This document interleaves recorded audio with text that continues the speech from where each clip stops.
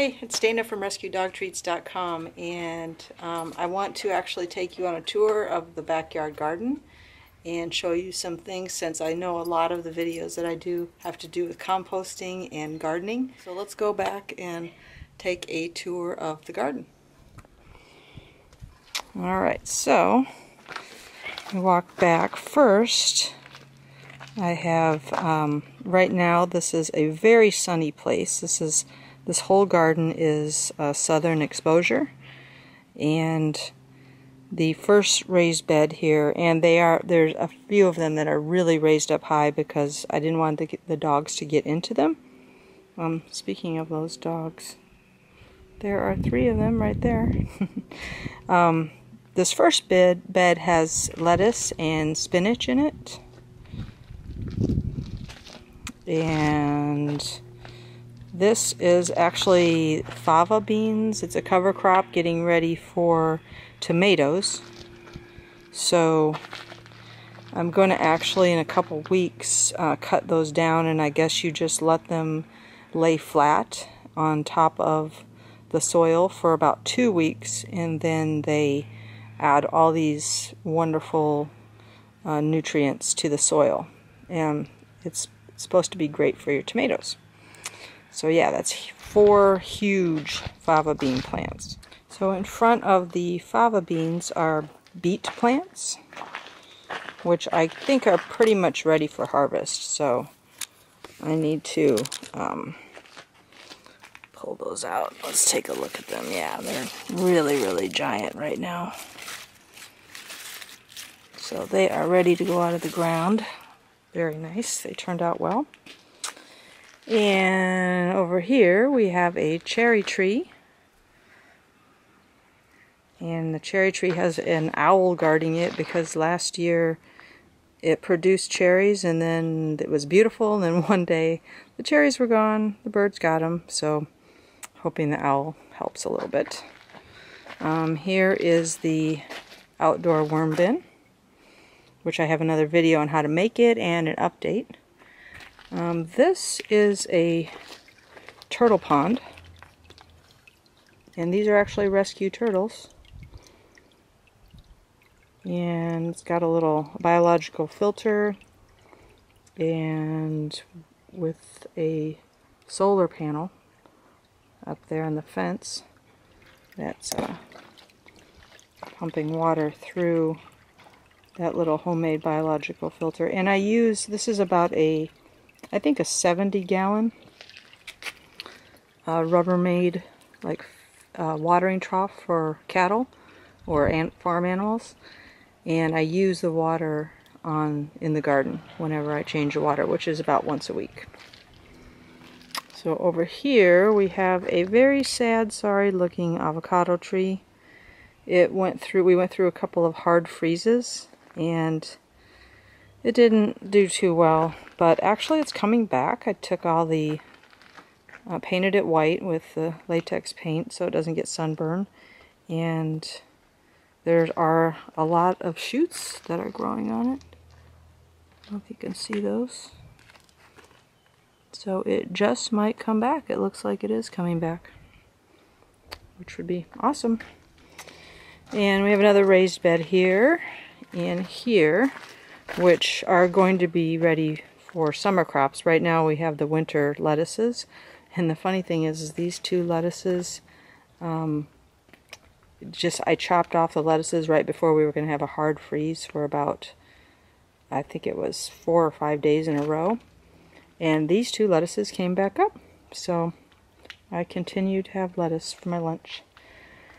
And this beautiful cute looking tree, which has some little blossoms on it already, is a nectarine tree, and it's doing very, very well. Alright, and along the fence there are 3 very big butterfly bushes, which really do work because butterflies are all over the place and other pollinators, which is great.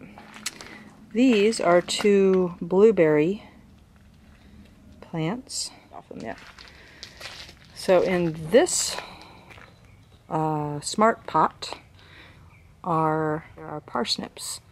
They've been growing for a while and they're doing okay. And in this smart pot are sunchokes or Jerusalem artichokes. They are just going like crazy.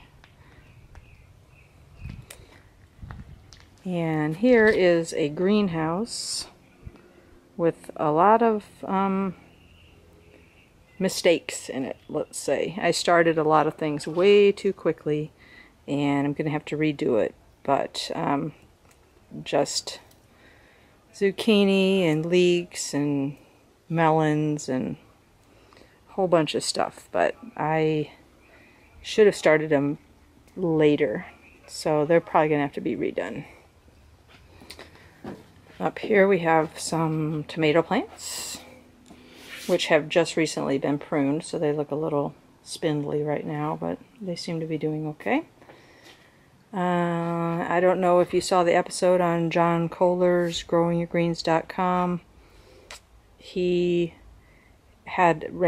was making us aware of some of the Growums box specials, so I went and got a whole bunch of Growums boxes.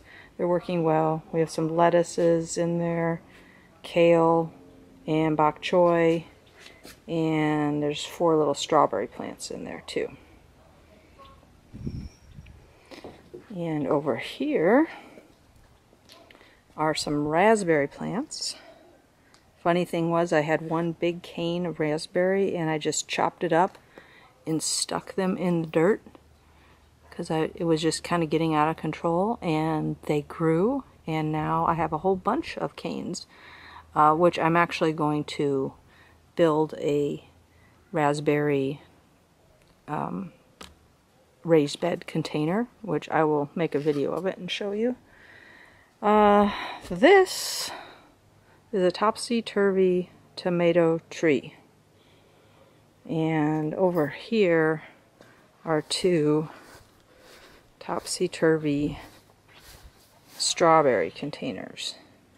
Now, I was at Big Lots and I just could not pass up this bargain. They had each strawberry container and peppers and tomato planters were $1.50 each. So each of these bags was $1.50. So I just decided I would try, and I've got it held up by a 2x4 between 2 fence posts, try strawberries in a vertical fashion this year and see what would happen. So I lost a couple plants, and they have definitely, I planted them last weekend, so they are still a little bit in shock. But overall, I'm happy that I didn't lose more than a couple. And so the tree here, the tomato tree, was $6. So I'll just give it a try.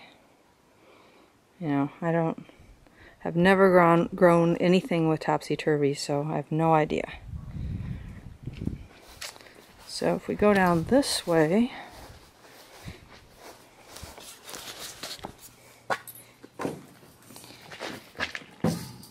I have 2 3-foot by 12-foot raised bed gardens, and they're kind of at the end of their growing season, winter season here in Sacramento.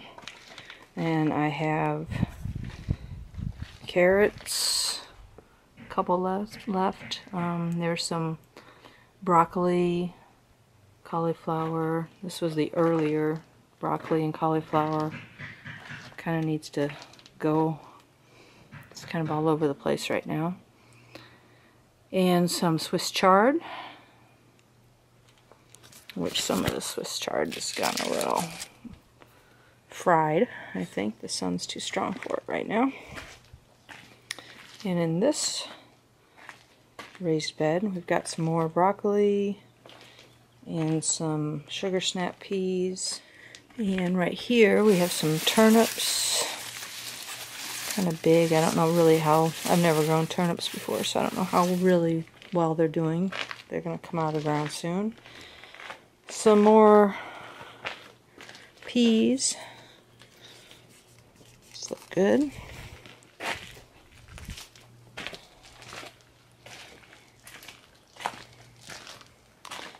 and a drip system that needs to be redone. I'm going to be redoing the drip system